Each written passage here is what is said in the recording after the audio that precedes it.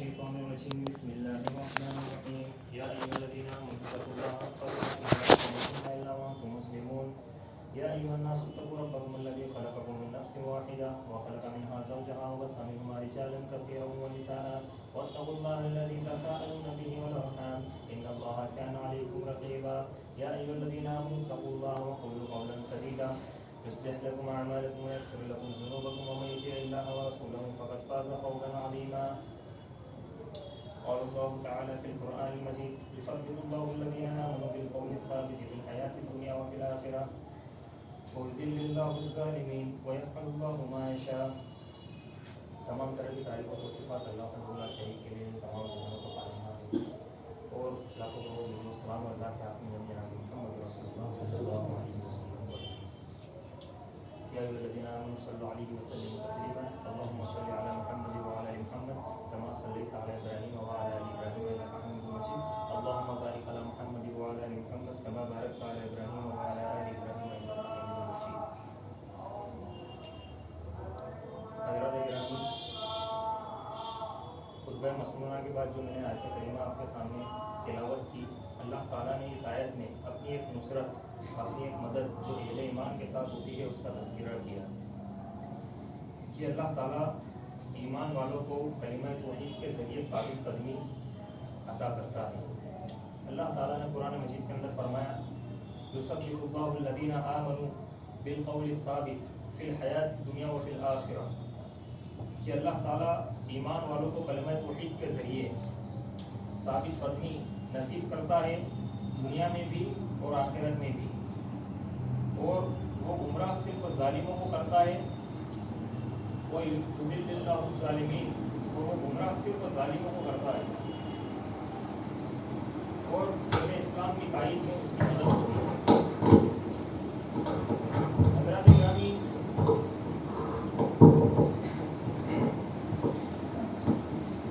کئی بار ایمان لانا بہت آسان ہوتا ہے، لیکن ایمان کے تقاضوں پہ جمنا یہ بہت مشکل کام ہوتا ہے. ایمان لے کر آ جانا، زبان سے اقرار کر لینا کہ اللہ کے علاوہ کوئی معبود نہیں، لیکن اس بات پر جمنا، اس بات پر ڈٹنا، اس بات پر ثابت قدم ہونا، اس بات پر چلنا اور اس بات پر عمل کرنا، یہ کئی بار بہت مشکل ہوتا ہے.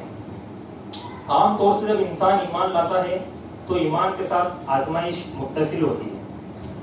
ایمان نام کی چیز جو اللہ رب العزت نے اس دنیا کے اندر ہمیں دی، اس کے ساتھ اللہ رب العزت نے آزمائش کو متصل کر دیا.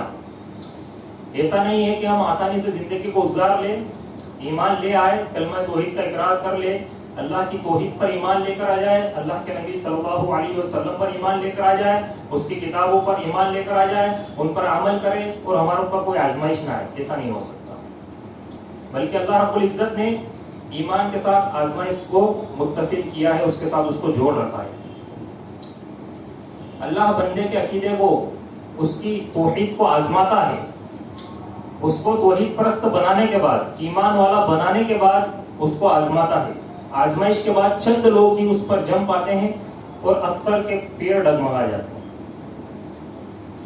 اسی لیے دین پر استقامت یہ بہت بڑی چیز کہ ایک بندہ جب ایمان لے کر آئے تو اس کے اوپر جم جائے، اس کے اوپر ڈٹ جائے، یہ ایک بہت بڑی نعمت ہے اللہ رب العزت کی. سفیان بن عبداللہ رضی اللہ تعالیٰ عنہ نے نبی کریم صلی اللہ علیہ وسلم سے سوال کیا کہ یا رسول اللہ، یا اللہ کے رسول صلی اللہ علیہ وسلم، قل لی فی الاسلام قولا لا اسأل عنہ احدا بعدک وفی روایت غیرک، کہ مجھے ایک ایسی جامع نصیحت کیجیے، مجھے ایک ایسی بات بتائیے کہ آپ کے بعد مجھے کسی سے سوال نہ کرنا پڑے، آج کے دن کے بعد مجھے کسی سے پوچھنا نہ پڑے.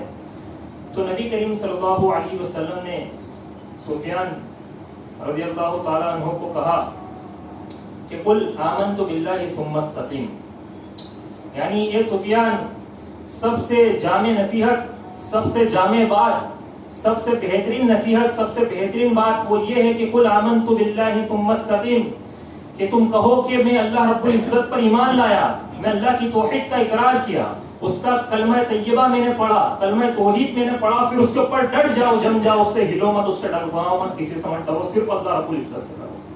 ثم استقیم، اس پر ڈٹ جاؤ، اس پر جم جاؤ، اور اسی کا نام دین پر استقامت ہے کہ جو اللہ کے رسول صلی اللہ علیہ وسلم نے بڑے شارٹ میں حضرت سفیان رضی اللہ تعالیٰ عنہ کو نصیحت کر دی کہ اس سے بہترین نصیحت ہوئی ایمان لانے کے بعد جمنا۔ آج ہم دیکھ سکتے ہیں کہ آج قوم مسلم کے حال کیا ہے، امت مسلمہ کس دوراہے پر کھڑی۔ آج ایمان کی حفاظت کر پانا مشکل کیوں ہو رہا ہے؟ آج گھروں کے اندر دینداری کیوں نہیں؟ آج کیوں ہمارے گھر کی بیٹیاں، ہمارے گھر کی لڑکیاں فواہشات کا شکار بن رہی ہے؟ کیوں غیروں کے ساتھ بھاگنے پر مجبور ہو رہی ہے؟ کیونکہ اس کے اوپر ان کو یہ جو لفظ ہے استقامت، اس چیز کا انہیں درس نہیں دیا گیا، اس چیز کی انہیں تعلیم نہیں دی گئی۔ قرآن مجید کے اندر سورہ ہود کی اس آیت کو نہیں انہیں پڑھایا گیا، بلکہ مغربی کلچر اور انگریزی تعلیم اور نصاب میں اس قدر ہم نے اپنے بچوں کو مصروف کر دیا کہ وہ اللہ اور اس کے رسول کو بھول گئے، اسلام کی شریعت کی حدوں کو بھول گئے، اور انہوں نے ان کو پار کر دیا۔ آج نتیجہ اس حالت میں ہے کہ کہیں 80 رجسٹریشن لگے ہوئے ہیں، کہیں 100 لگے ہوئے ہیں، کہیں 200 لگے ہوئے۔ خود ممبئی کے اندر 400-500 لڑکیوں نے آویدن دے رکھا رجسٹریشن کے لیے رکی ہوئی کہ ہمیں غیر مسلموں کے ساتھ شادی کرنی، کھلے طور پر ہو رہا۔ تو یہ وجہ ہوتی ہے کہ آج قوم مسلم جو ہے ان کے پیر ڈگمگا چکے ہیں، کیونکہ استقامت اس نے اپنائی نہیں، بلکہ اللہ کے نبی نے جو یہ تعلیم دی وہ یہ دی کہ آندھیاں آ جائے ولی یا طوفان ہو، تمہارے ایمان کو ڈگمگا نہ سکے، زندگی کی آخری سانس تک تم اس کے اوپر جم جاؤ، اس کے اوپر ڈٹ جاؤ، تم اس سے ہلو نہیں، تم اس سے ہٹو نہیں۔ آج ارتداد کی ہماری لڑکیاں ارتداد کی شکار ہو رہی ہے، مرتد ہو رہی ہے، اور ایک بڑی کثیر تعداد جا چکی ہے اور ابھی دوراہے پر کھڑی ہے، جا رہی ہے، بے راہ روی کا شکار ہے، ہمارے نوجوان بے راہ روی کا شکار ہے۔ یہ بہت بڑا ٹاپک ہو جائے گا، میں اس کے اندر نہیں جانا چاہوں گا، لیکن یہ سب اگر ایک جملے کے اندر کہہ دیا جائے تو ہم نے اپنے بچیوں کو، اپنے گھر کی اولادوں کو، ہماری گھر کی عورتوں کو ہم نے تحریک نسواں کی طرف جانے دیا، آزادی نسواں کی طرف جانے دیا، جس چیز کا نعرہ مغربی تہذیب نے لگایا تھا کہ عورت کو مردوں کے برابر حقوق دو، اس کے اندر ان کو ہم نے جانے دیا، ان سے ان کو روکا نہیں، اور آج حالت یہ ہے کہ ہم کچھ نہیں کر سکتے، صرف دیکھ رہے ہیں۔ چاہے یہاں پر کوئی مسئلہ نہ ہو، لیکن ہو تو مسلمانوں کے یہی رہا ہے نا۔ یہ کون ہے؟ آپ کی تو بہن بیٹیاں ہیں، کسی کا نام شبانہ ہے، کسی کا نام کچھ اور ہے، رخسانہ ہے، کتنی لڑکیوں کے وہاں پر جو ہے نامانکرن ہو رہا ہے، دھرم پریورتن ہو رہا ہے۔ تو یہ بڑا افسوس کی بات ہے ہمارے لیے، اور یہ صرف شروعات ہے۔ اس لیے ہمیں چاہیے کہ ابھی بھی دین پر استقامت اس طریقے سے کریں کہ یہ صرف دین ہم نے اپنے باپ کی جاگیر بنا کر رکھ لیا ہے، اس کو لوگوں تک پہنچانا ہے، اس کو آگے بھیجنا ہے، اس کی تبلیغ کرنی ہے، اس کی اشاعت کرنی ہے۔ اللہ کے نبی صلی اللہ علیہ وسلم جب ان کے اوپر دین کو نازل کیا گیا، جب قرآن کریم کو نازل کیا گیا، تو صرف ایسے نہیں کہ ان کے اوپر نازل ہو گیا اور بیٹھ گیا، بلکہ یا ایھا المدثر قم فانذر، کہ چادر کو اوڑھنے والے اٹھ اور جا کر لوگوں کو ڈرا دے، قم فانذر وربک فکبر، کہ تیرا رب بڑا جو ہے قدرت والا ہے، بڑا جو ہے کبیر اکبر ہے، اعلیٰ ہے۔ نکلے اللہ کے رسول اور جا کر جو ہے دعوت و تبلیغ کی، لیکن چونکہ ہمیں الحمدللہ بڑی آسانی کے ساتھ گھر بیٹھے بیٹھے دین مل گیا، ہم جو ہے ہمارے ماں باپ مسلمان تھے، ان کی گود میں کھیل کر ہم بڑے ہو گئے، ہمارا نام بھی مسلمان رکھ دیا، لیکن ہم اپنے آپ کو مضبوط مسلمان سمجھتے ہیں، کیا ہم جو ہے اس کے تقاضوں پر پورا اتر رہے ہیں؟ یہ اپنے دلوں سے سوال کریں۔ ذمہ داریاں بہت ساری ہیں، لیکن یہ چیزیں سوچنے والی ہیں۔ اللہ کے نبی صلی اللہ علیہ وسلم نے فرمایا، اللہ نے نبی کریم صلی اللہ علیہ وسلم سے فرمایا کہ فاستقم کما امرتا، کہ اے پیغمبر دین پر ویسے جم جائیے جیسے آپ کو حکم دیا گیا ہے، جیسے جمنے کے لیے آپ کو کہا گیا ہے۔ آپ کو معلوم ہے کہ یہ سورہ ہود کی آیت ہے، اور سورہ ہود کے تعلق سے اللہ کے نبی صلی اللہ علیہ وسلم نے فرمایا تھا کہ شیبتنی ہود و اخواتھا، شیبتنی ہود و اخواتھا، کہ مجھے سورہ ہود اور اس کی بہنوں نے بڑھا کر دیا۔ یہ اللہ کے نبی صلی اللہ علیہ وسلم نے سورہ ہود کے بارے میں فرمایا تھا، جس سورت کی یہ آیت ہے کہ فاستقم کما امرتا، کہ اے پیغمبر دین پر ویسے جم جائیے جیسے آپ کو جمنے کا حکم دیا گیا ہے، اس طریقے سے آپ کلمہ توحید کا اقرار کرنے کے بعد گھومیے مت، بلکہ اس کے اوپر ڈٹ جائیے۔ تو اللہ کے نبی صلی اللہ علیہ وسلم کے جب سر کے اندر بال سفید آنے لگے وقت سے پہلے، ان کی عمر سے پہلے، صحابہ اکرام نے سوال کیا کہ اللہ کے نبی صلی اللہ علیہ وسلم کہ آپ کی بالوں کے اندر سفیدی اور وہ بھی وقت سے پہلے، اس کا کیا معنی ہے؟ تو اللہ کے رسول نے ان سے کہا کہ شیبتنی ہود و اخواتھا، کہ سورہ ہود اور اس کے جیسی صورتوں نے مجھے بوڑھا کر دیا، یعنی ان کی ذمہ داریوں نے مجھے بوڑھا کر دیا۔ اللہ کے رسول نے کہا اس کا مطلب کیا ہے؟ اس کا مطلب یہ ہے کہ جب اللہ کے نبی صلی اللہ علیہ وسلم کے اوپر سورہ ہود نازل کی گئی تو اس کے اندر اللہ رب العزت نے اس آیت کریمہ کو نازل کیا کہ فاستقم کما امرتا، کہ اے نبی کریم صلی اللہ علیہ وسلم دین پر جم جائیے اس طریقے سے جس طریقے سے ہم نے تمہیں حکم دیا ہے، جیسا ہم نے تمہیں جمنے کے لیے کہا، اور یہ ذمہ داریوں نے مجھے جو ہے وقت سے پہلے مجھے بوڑھا کر دیا۔ اب ذرا سوچئے کہ اس آیت کا بھاری پن کتنا ہے۔ یہ نبی کریم صلی اللہ علیہ وسلم کی ذات کہہ رہی ہے، وہ ذات جو کہ معصوم نہیں خطا ہے، کتنا بڑا بوجھ ہمارے اوپر ہے۔ لیکن قرآن کریم کو جب تک ہم اس تاثیر کے ساتھ نہیں پڑھیں گے جو تاثیر اللہ نے اس کے اندر پیدا کی ہے، ہمارے دین کے اندر، ایمان کے اندر جو ہے بہتری نہیں آ سکتی، تبدیلی نہیں آ سکتی، بلکہ اس کے لیے ضروری ہے کہ قرآن کو ہم اس تاثیر سے پڑھیں، کہ یہ ایمان اور یہ عقیدہ رکھ کے پڑھیں کہ الا بذکر اللہ تطمئن القلوب، کے خبردار دلوں کو سکون تو اللہ کے ذکر و کلام پاک سے، قرآن مجید سے ملتا ہے۔ اس کے علاوہ کوئی چیز دلوں کو سکون نہیں پہنچا سکتی۔ آج انسان پریشان ہوتا ہے تو 10 طریقے کے کاموں کو ڈھونڈتا ہے۔ کوئی انسان موسیقی کے اندر الجھا ہوا ہے، کوئی دوستی یاری میں جاتا ہے کہ یار یہاں پر میرا ٹینشن میں تھوڑا فری ہو جاؤں گا، کوئی انسان گھومنے کے لیے منورنجن پہ چلا جاتا ہے، کوئی انسان وادیوں میں چلا جاتا ہے، کوئی جنگلات میں چلا جاتا ہے، یا پھر کوئی کچھ اور طریقے سے وہ انٹرٹینمنٹ اور منورنجن کو ڈھونڈتا ہے تاکہ مجھے سکون ملے۔ لیکن قرآن مجید میں اللہ رب العزت نے کہا کہ خبردار سن لو، خبردار کر کے اللہ کا لفظ استعمال کیا ہے کہ تطمئن القلوب بذکر اللہ، کہ اللہ کے ذکر کے علاوہ تمہیں کہیں سکون مل ہی نہیں سکتا۔ تو ہم کہاں جاتے ہیں؟ اور مفسر کرام نے لکھا ہے کہ سورہ ہود کی جن تعلیمات کا اثر آپ نے اپنے دل پہ اس قدر لیا کہ بالوں میں سفیدی آ گئی، ان میں سے یہ آیت بڑی اہمیت کے حامل ہے کہ فاستقم کما امرت۔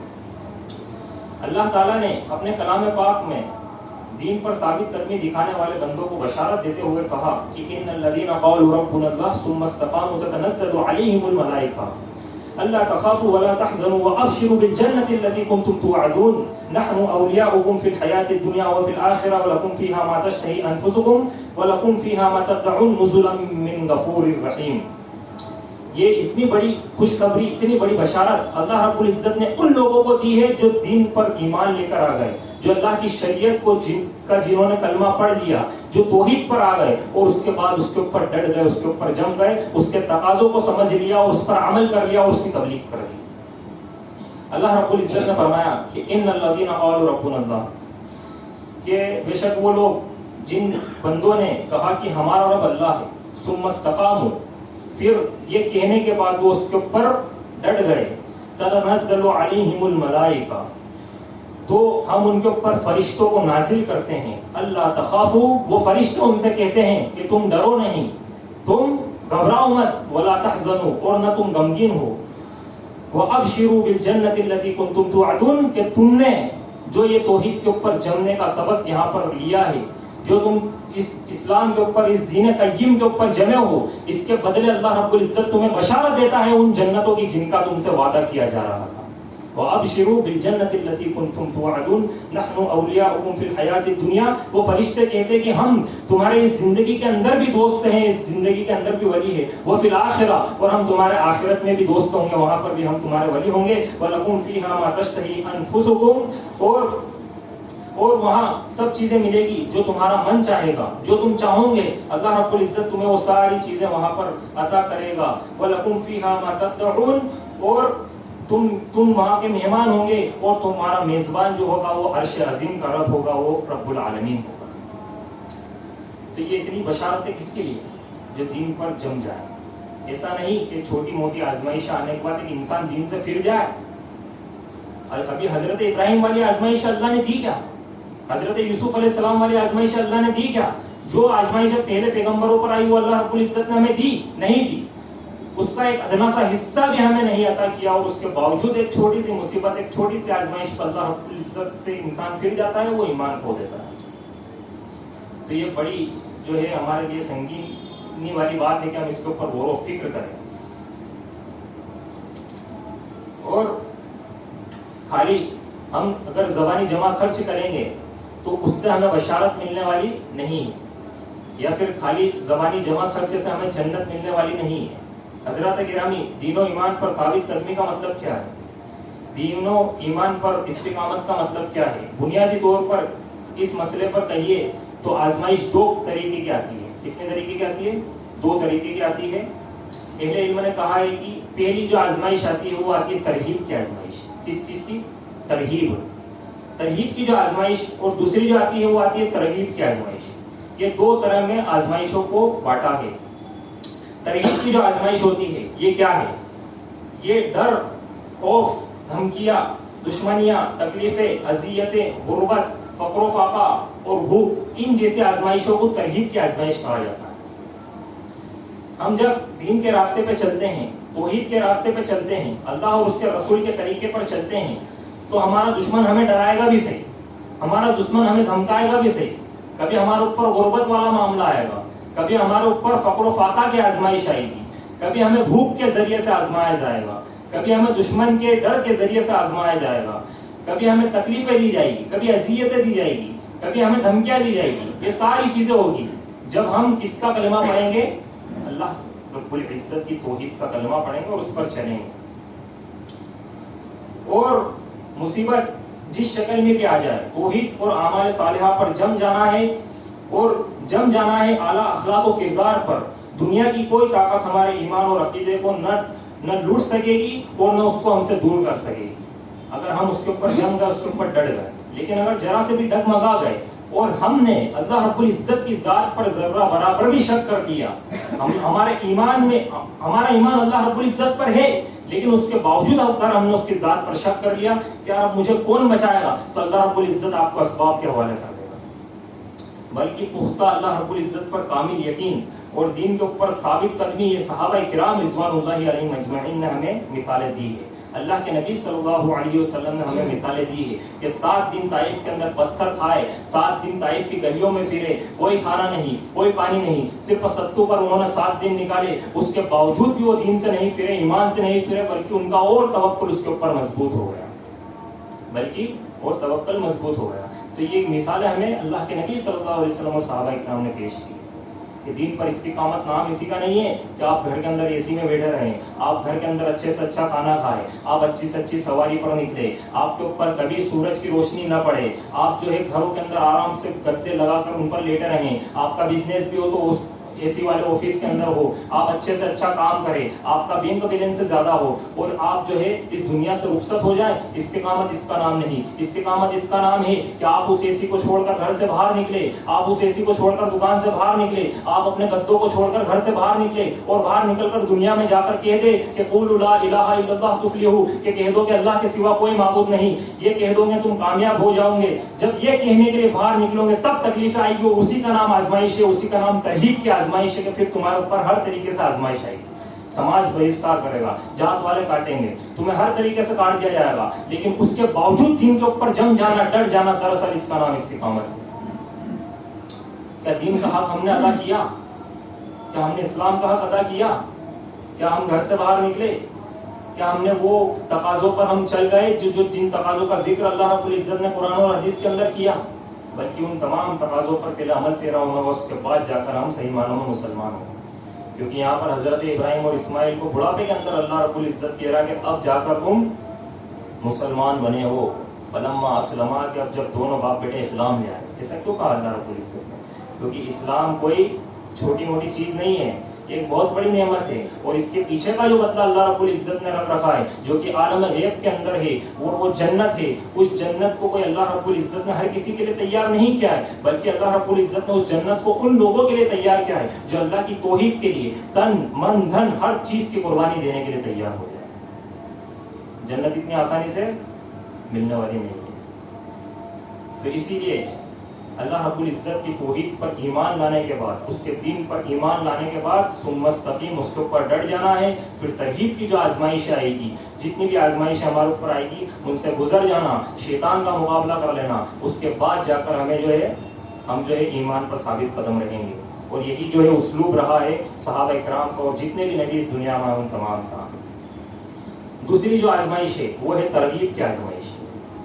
ترغیب کیا ہے؟ مال، دولت، عہدے، منصب، شہرت، عورت، بینک بیلنس، یہ وہ چیزیں جن کی چاہت انسان کی طبیعت اور مزاج کے اندر رکھ دی گئی ہے، ان تمام چیزوں کی آزمائش آنا. بہت سارے ایسے لوگ ہیں جو ترغیب کی آزمائش میں شیطان کا مقابلہ کر لیتے ہیں، اس سے آگے نکل جاتے ہیں. بھوک اور فاقے میں شیطان کا مقابلہ کر لیتے ہیں، خوف اور ڈر سے وہ شیطان کا مقابلہ کر لیتے ہیں، تکلیفوں اور اذیتوں سے وہ شیطان کا مقابلہ کر لیتے ہیں. لیکن جب اس سے وہ آگے نکل جاتے ہیں تو وہ آ کر ترغیب کی آزمائش کے اندر ان کے پیر ڈگمگا جاتے ہیں. کیونکہ ترغیب کی آزمائش کیا ہے؟ ترغیب کی آزمائش یہ ہے کہ جنہیں کوڑے نہ جھکا سکے، جنہیں وقت کی طاقتیں نہ جھکا سکی، انہیں عورت کا فتنہ جھکا دیتا ہے. جنہیں وقت کی طاقتیں جن کے ایمان کو نہیں جھکا سکی، وقت کی آزمائش جن کے ایمان کو نہیں جھکا سکی، اس کو دولت کا فتنہ جھکا دیتا ہے. وقت کی آزمائش جن کے ایمان کو نہیں جھکا سکی، دین کی استقامت کو نہیں جھکا سکی، ان کو دولت اور شہرت اور منصب کی آزمائش کا فتنہ ان کو جھکا دیتا ہے. یاد رکھیں، جب انسان کے جیب میں مال آتا ہے، جب بینک بیلنس بڑھتا ہے، جب فیسلٹیز بن جاتی ہے، تو پھر شداد والی جو ہے مائنڈ اس کے دماغ کے اندر آ جاتا ہے کہ یہی کیا ہے؟ جنت ہے. وہ بھول جاتا ہے کہ میں نے کس طریقے کے دن گزارے. فقر و فاقہ کے اندر ایمان پر رہنا آسان ہے، لیکن مالدار ہونے کے بعد ایمان پر رہنا یہ بہت مشکل کام ہے.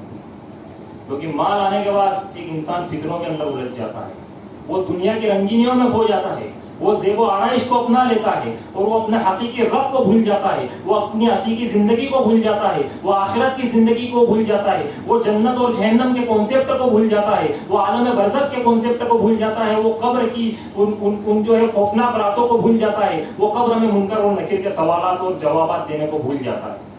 وہ بھول جاتا ہے کہ اس کے آگے مجھے جینا ہے، بلکہ وہ یہیں پر سارے ساز و سامان اکٹھا کرنے لگتا ہے اور وہ کرتے کرتے اپنی زندگی گزار دیتا ہے. اسی لیے تو اللہ کے نبی صلی اللہ علیہ وسلم کے پاس کیا آفر نہیں آئے تھے بادشاہت کے؟ کیوں نہیں دی انہوں نے؟ کیونکہ دنیا کے اندر غربت کے ساتھ گزر جائیں گے، لیکن آخرت کے اندر جنت چاہیے. کیا چاہیے؟ جنت. یہ دماغ کے اندر بات ہونی چاہیے ہمیشہ کہ دنیا کے چند روزے یہ گزر جائیں گے، لیکن ہمیں کیا چاہیے؟ آخرت میں فیسلٹیز چاہیے. اللہ رب العزت تو جتنے بھی یہاں پر بیٹھے ہیں ہمارے بھائی، ان تمام کو جنت الفردوس کے اندر اعلیٰ مقام عطا فرمائے. آپ جو ہے آپ صلی اللہ علیہ وسلم کی زندگی مبارکہ کا جائزہ لیجیے. مکی زندگی میں 13 سال میں دونوں آزمائشیں آپ پر گزری. ترغیب کی آزمائش بھی آپ صلی اللہ علیہ وسلم پر گزری اور ترغیب کی آزمائش بھی آپ صلی اللہ علیہ وسلم کے اوپر گزری.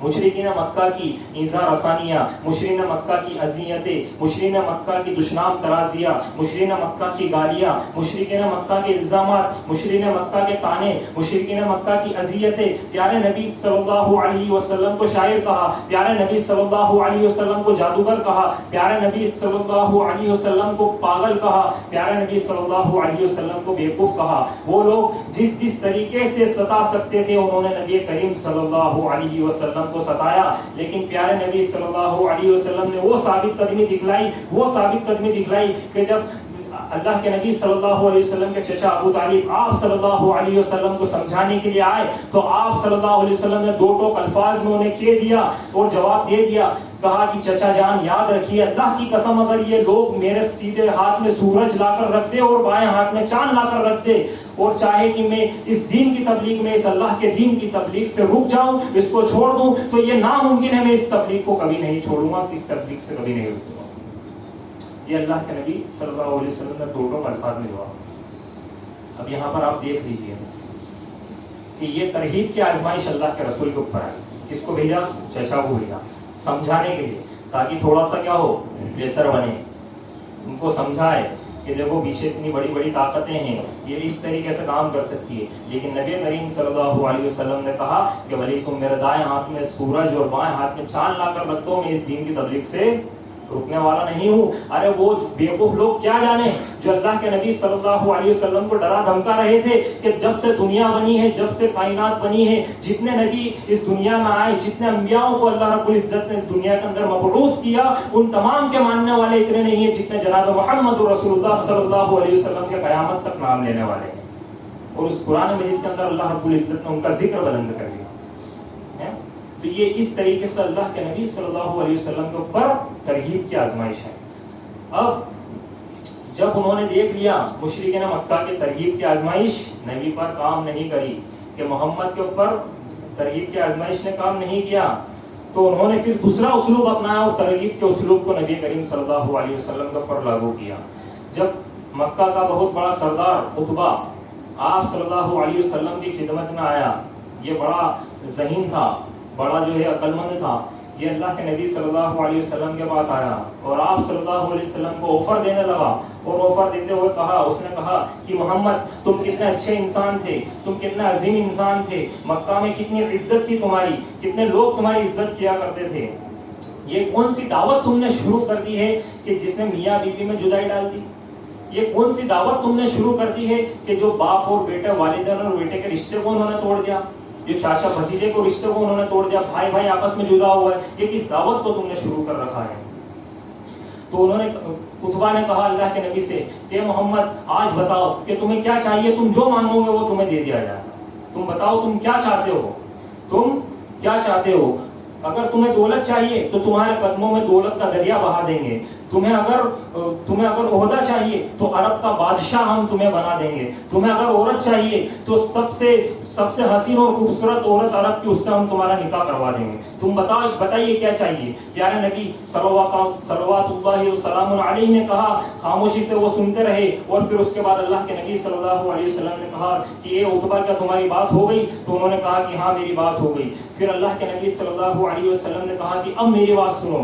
آپ نے حامیم فصلت کی تلاوت شروع کر دی, آپ نے حامیم فصلت سورہ حامیم کی تلاوت شروع کر دی, اور پڑھتے ہوئے جب اس آیت پر پہنچے کہ فَإِنْ آرَدُوا بلندرتکم صاعقۃ مثل صاعقۃ عاد و ثمود. جب اللہ کے نبی صلی اللہ علیہ وسلم پڑھتے ہوئے اس آیت کے اوپر پہنچے کہ اے پیغمبر ان سے کہہ دیجئے اگر یہ آپ کی دعوت سے اعراض کرتے ہیں تو ان سے کہہ دو کہ عاد و ثمود کا جو انجام ہوا, جو تباہی اللہ کے عذاب نے ان پر مچائی, ویسا ہی انجام اللہ رب العزت تمہارا بھی کر دے گا.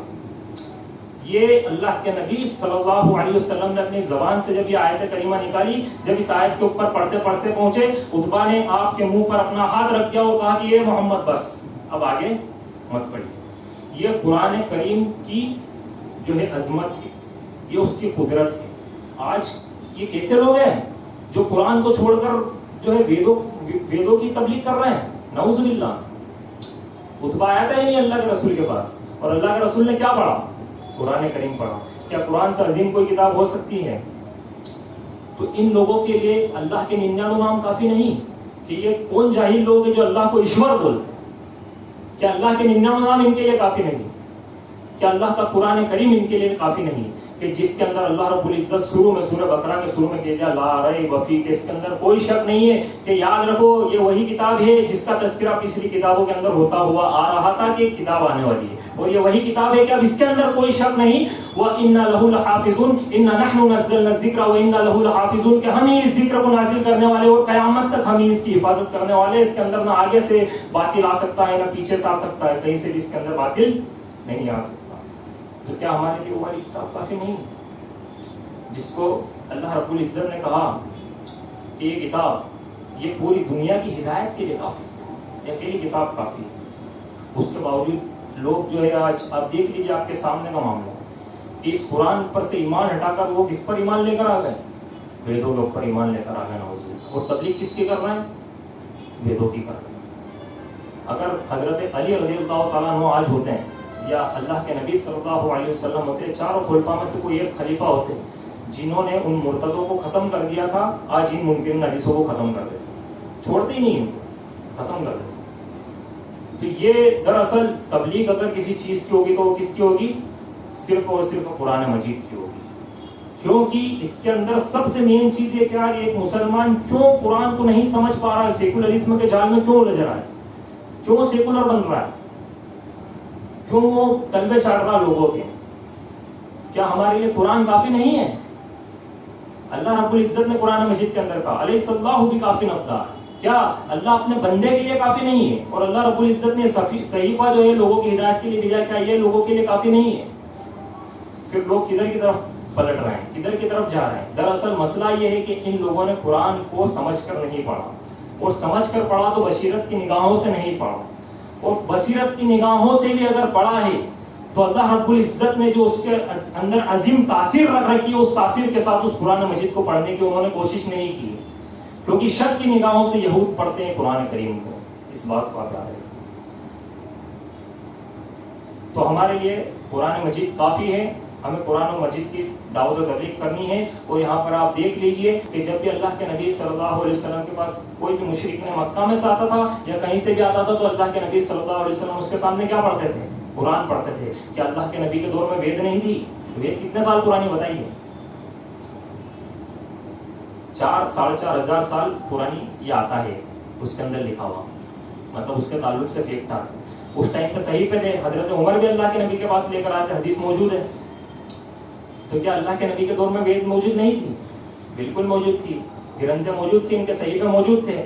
لیکن کیا اللہ کے نبی صلی اللہ علیہ وسلم اور صحابہ کرام نے قرآن کی سورہ بقرہ کی اس آیت کا سہارا لیا کہ کل یا اہل الکتاب تعالوا الی کلمۃ سواء بیننا وبینکم, کہ اے نبی آپ کہہ دیجئے کہ اہل کتاب آؤ ایسی بات کی طرف جو تمہارے اور ہمارے درمیان یکساں ہے, ایک جیسی ہے. کیا اللہ کے رسول اور صحابہ نے کس بات کا سہارا لے کے ویدوں کو پڑھا؟ بلکہ یہ چیز تو دراصل آئی تھی کہ اللہ رب العزت نے تمہیں پیدا کیا ہے, اس کائنات کو اللہ رب العزت نے بنایا, تو تمہیں بھی صرف اور صرف اللہ رب العزت کی عبادت کرنی چاہیے. ان تمام بتوں کو جو ہے معبودانہ باطلوں کو چھوڑ کر تم صرف ایک اللہ رب العزت کی پرستش کی طرف آ جاؤ. یہ کھلے طور پر اس آیت نے چیلنج کیا تھا, بلکہ آج منکرین حدیث کے اس کے اندر سے استدلال نکال کر دوسرے قوموں کی دوسرے دھرموں کی جس کے اندر شک ہے, جو اللہ رب العزت کی کتابیں نہیں ہو سکتی, ان کو آج قرآن مجید کے سامنے اور برابر لا کر کھڑا کر دیا, بلکہ اس سے 2 قدم اور اوپر لا کر کھڑا کر دیا. اور یہ بات اس لیے ہو رہی ہے کیونکہ یہ فتنہ اندر موجود ہے, یہ ارتداد کا فتنہ ہے, یہ مرتدین کا فتنہ ہے, یہ ان لوگوں کا فتنہ ہے جو سدھار نہیں چاہتے بلکہ جو بگاڑ چاہتے ہیں. اسی لیے اللہ رب العزت سے دعا کرتے رہیے ہمیشہ ثابت قدمی کی. تو جب اللہ کے نبی صلی اللہ علیہ وسلم نے یہ آیت کریمہ بہرحال جو پڑھنا شروع کری, تو زبان اللہ کے نبی کے چہرے پر ہاتھ رکھ دیا کہ محمد بس اب آگے مت پڑھیے. تو دیکھیے یہاں پر اس کی اقامت اس کو کہتے ہیں.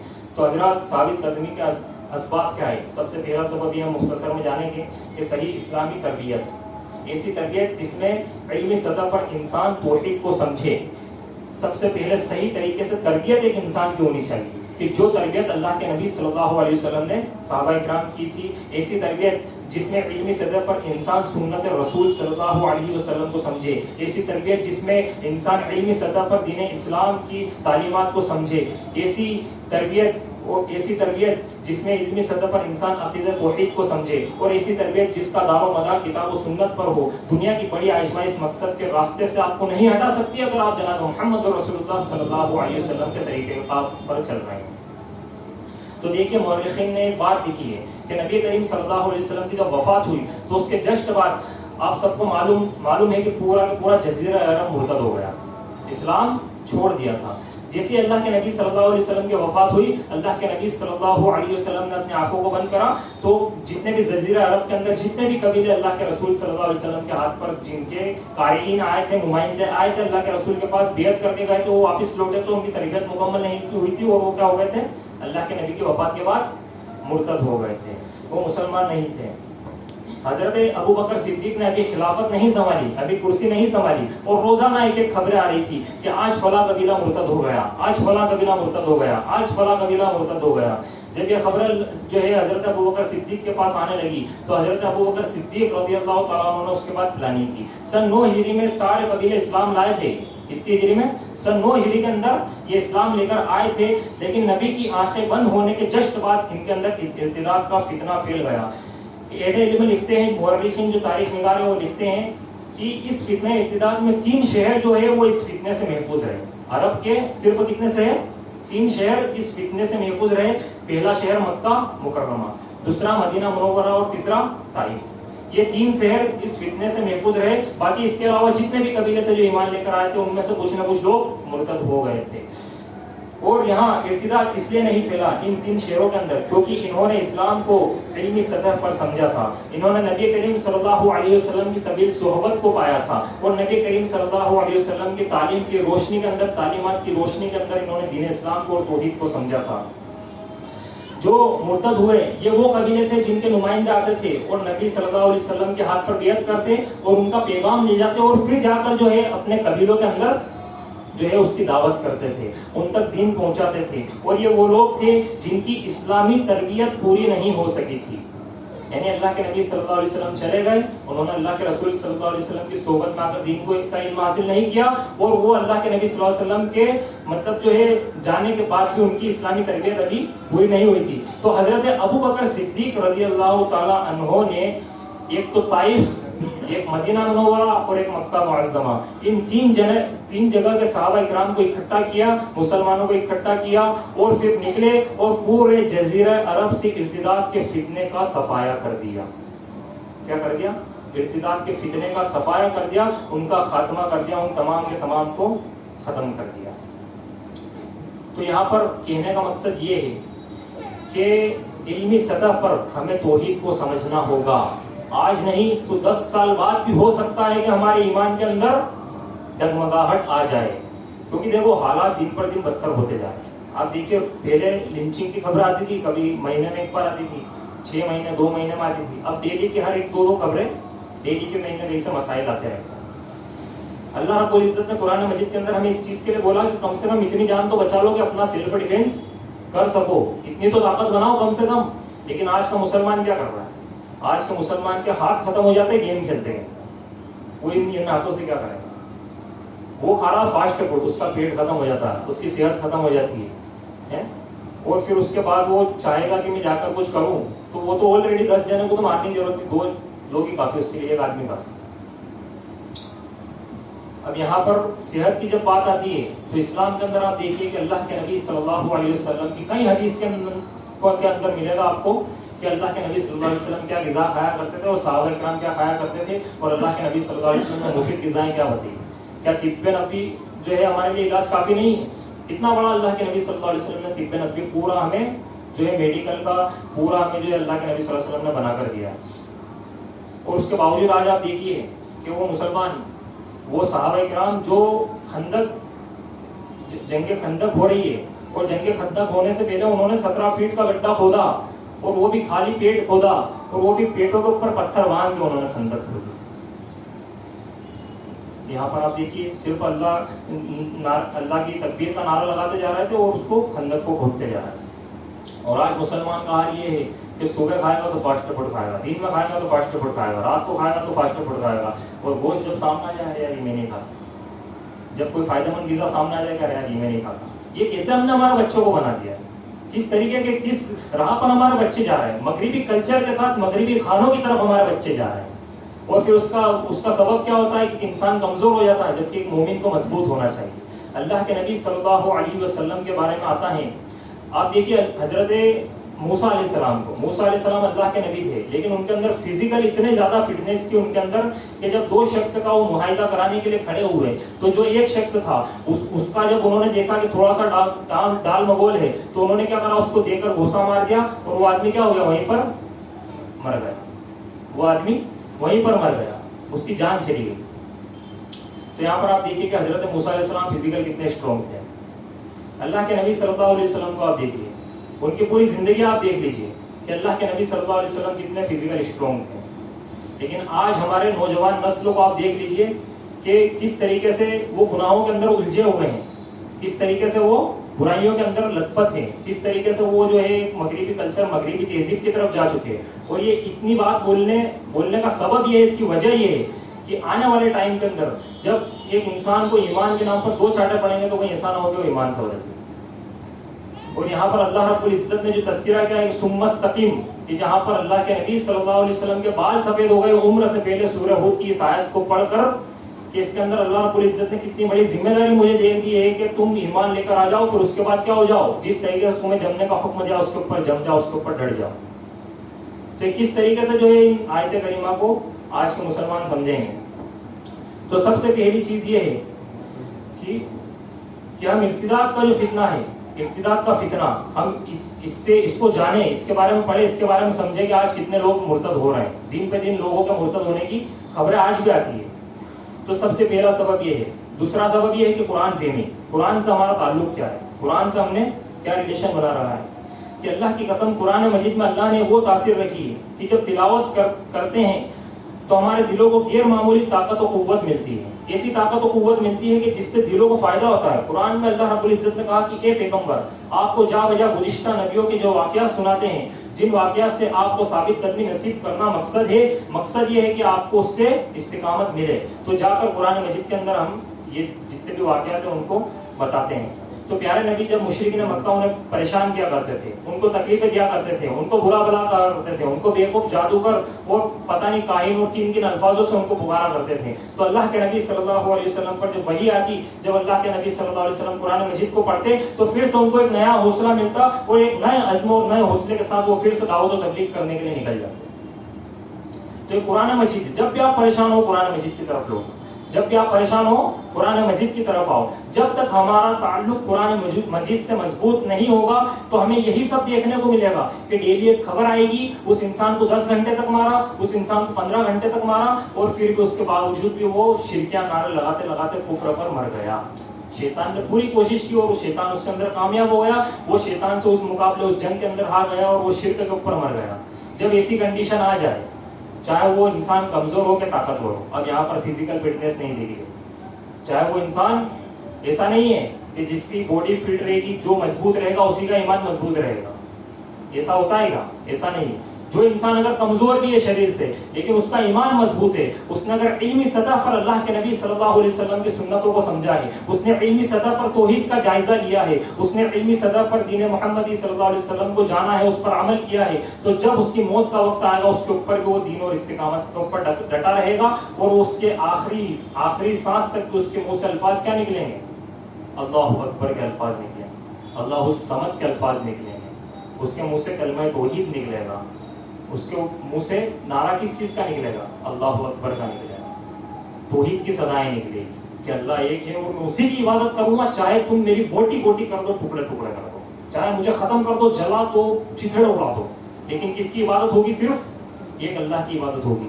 اس تھوڑی سی دیر کی تکلیف میں جب موت ایک انسان کو آئے گی, بھلے اس وقت اس کو تکلیف ہوگی, لیکن موت آنے کے بعد اللہ رب العزت نے ایسے گدوں کا انتظام اس کے لیے قبروں کے اندر کر رکھا ہے کہ اس کے بعد اس کو وہ فیسلٹیز ملے گی جس کے تعلق سے کہا کہ ولا عین رأت ولا اذن سمعت وما خطر علی قلب البصر, کہ نہ کبھی کسی آنکھ نے اس کو دیکھا, نہ کبھی کسی کان نے اس کے بارے میں سنا, نہ کبھی کسی دل کے اوپر اس کا تصور گزرا. وہ ایسی چیز اللہ رب العزت آپ کو عطا کر رہا ہے. تو کیا چاہتے ہو بولیے؟ مین چیز یہی ہے کہ انسان کے اندر اگر توحید آ گئی, توحید کا سبب اس نے پڑھ دیا, تو اس کے بعد دنیا کی باطل حکومتیں اور باطل طاقتیں اس کا کچھ نہیں بگاڑ سکتی. تیسری جو بنیادی سبب ہے وہ یہ ہے کہ اللہ سے دعا کرنا استقامت کی. ربنا لا تزغ قلوبنا بعد إذ هديتنا وهب لنا ربنا من لدنك رحمة إنك أنت الوهاب, کہ اللہ ہدایت کے ملنے کے بعد ہمارے دلوں میں کجی نہ پیدا کر, ہمارے دلوں کے اندر تیڑ نہ پیدا کر, اپنی رحمتوں کی بارش ہمارے اوپر نازل فرما, تو ہی دینے والا اور تو ہی نوازنے والا ہے. حضرات یاد رکھیے, جو لوگ اپنی زندگی پر دین پر ثابت قدمی دکھاتے ہیں, دو آزمائش کی گھڑیوں میں اچھوں کے قدم آ کر ہل جاتے ہیں. یہ بات رکھ کر میں اپنی بات کو ختم کروں گا کہ دو آزمائش کی گھڑیاں ایسی جن میں آ کر اچھوں کے قدم ہل جاتے ہیں. جو بندہ اس دنیا کے اندر, اس زندگی کے اندر دین پر ثابت قدمی رکھتا ہے, دین پر استقامت رکھتا ہے, تو اللہ رب العزت اپنے فضل سے ان دو گھڑیوں کے اندر بھی اس کو دین پر ثابت قدمی رکھنے کے لیے اس کو نصیب عطا کر دیتا ہے. لیکن اگر وہ اس زندگی کے اندر اللہ کی ذات پر شک کرتا ہے اور دین پر استقامت نہیں رکھتا, ثابت قدمی نہیں رکھتا, تو ان دو گھڑیوں کے اندر اس کے پیر ڈگمگا جاتے ہیں. اور یہی دو گھڑیاں مین ہیں. پہلی گھڑی ہے کہ موت کے وقت انما الاعمال بالخواتیم, کہ خاتمہ جیسا ہوگا اس کا انجام آخرت میں ویسا ہوگا, اسی خاتمے کے ساتھ اللہ رب العزت اس کا انجام کرے. یاد رکھیے, دنیا میں جو خاتمہ ہوگا اسی خاتمے کے حساب سے آپ کا حساب کل قیامت کے دن ہوگا کہ تیرا خاتمہ بالخیر ہوا کہ بالشر ہوا. اور یہ دیکھ لیجیے آپ کہ اور ابلیس بھی اس نقطے کو جانتا ہے. ابلیس کو پتا ہے کہ خاتمہ اگر انسان کا صحیح ہو گیا تو اس کی آخرت سنور گئی. تو شیطانی طاقتیں سب سے زیادہ موت کے وقت ایک انسان کو گمراہ کرنے کی کوشش کرتی ہے. سب سے زیادہ موت کے وقت ایک انسان کو گمراہ کرنے کی کوشش کرتی ہے. اور اس کا احساس میت کے گھر والوں کو نہیں ہوتا, بلکہ میت جس کے سامنے غیب کا پردہ ہٹ چکا ہے, جس کے سامنے عالم غیب عالم شہود بن چکا ہے, وہ عالم حاضر ہو چکا ہے, فرشتے سامنے کھڑے ہیں, ادھر شیطان کھڑے, اور شیطان اس کو وسوسہ دے رہے ہیں, اس کو بہکا رہے ہیں, اس کو کیا کر رہے ہیں, اس کو بہکا رہے ہیں. اور اگر وہ اس بہکاوے میں آ گیا تو ہمیشہ کی زندگی کو کھو دیتا ہے. تو پہلی آزمائش کی گھڑی کیا ہے ایک انسان کے لیے؟ کہ موت کے وقت وہ اپنے آپ کو ثابت قدم رکھے, اور وہ موت کے وقت وہی انسان ثابت قدم رہے گا. یاد رکھیے, وہی انسان اس دین پر رہے گا جو زندگی بھر ثابت قدم رہا, زندگی بھر استقامت پر رہا. اور اللہ کے نبی نے فرمایا کہ من کانا آخر کلامہ لا الہ الا اللہ دخل الجنہ, کہ جس کا آخری کلام لا الہ الا اللہ ہوگا وہ جنت کے اندر داخل ہوگا. تو لا الہ الا اللہ کہنے کی توفیق پہ اللہ اسی کو دے گا. دوسری چیز آزمائش یہ ہے کہ جب قبر میں منکر نکیر کے سوالات ہوں گے تو اس وقت جو ہے اللہ رب العزت اگر ثابت قدمی دے دے تو اللہ رب العزت کی بہت بڑی نعمت ہوگی. ان دو جگہ آ کر اچھے اچھے قدم ڈگمگا جاتے ہیں. اگر جو دنیا کے اندر ثابت قدم رہتا ہے تو اللہ رب العزت اس کو قبر کے اندر بھی ثابت قدم رہنے کی توفیق دے دیتا ہے. لیکن وہ یہ سوچے کہ میں دنیا کے اندر صرف میں نے ان 3 سوالات کے جوابات یاد کر لیا, میں دنیا ایسی ہی کاٹ دوں گا, میں دین پر ثابت قدم نہیں رہوں گا, اور اس کا اگر خاتمہ بالخیر بھی ہوا تو اس کے باوجود جا کر وہ قبر کے اندر کیا ہوگا, وہاں پر اس کی آزمائش ہو جائے گی. تو آخر میں اللہ رب العزت سے دعا ہے کہ اللہ رب العزت ہمیں کہنے اور سننے سے زیادہ عمل کرنے کی توفیق عطا فرمائے. آمین. جب تک زندہ رکھے, ایمان اور اسلام پر زندہ رکھے. جب ہمیں موت ہے, اس حال میں موت ہے کہ اللہ ہم سے راضی ہو, مجھ سے راضی ہو. وقت زیادہ ہو گیا, معذرت چاہتا ہوں, لیکن ایسے ٹاپک کو, ایسے عنوان کے بھی سخت ضرورت ہے. اللہ جانتا ہے کہ کب تک کس کی زندگی لکھی اور کب کس کا نمبر آ جائے. تو اسی لیے ہمیں جب بھی اس دنیا سے رخصت ہونا ہے, کس حال میں ہونا ہے, ایمان پر ہونا ہے. ایمان کے ساتھ ہمارا خاتمہ ہونا چاہیے. ٹھیک ہے, ہو سکتا ہے کہ ہم سب 50 سال جی لیں, 60 سال جی لے, کوئی 100 سال جی لے, لیکن موت کا کیا بھروسہ. اللہ کے نبی نے فرمایا کہ ایک سلام پھیر دو, دوسرا نہیں پھیر سکتے. تو اسی لیے ان تمام چیزوں کو سامنے رکھنا بہت ضروری ہے. وآخر دعوانا الحمدللہ رب العالمین.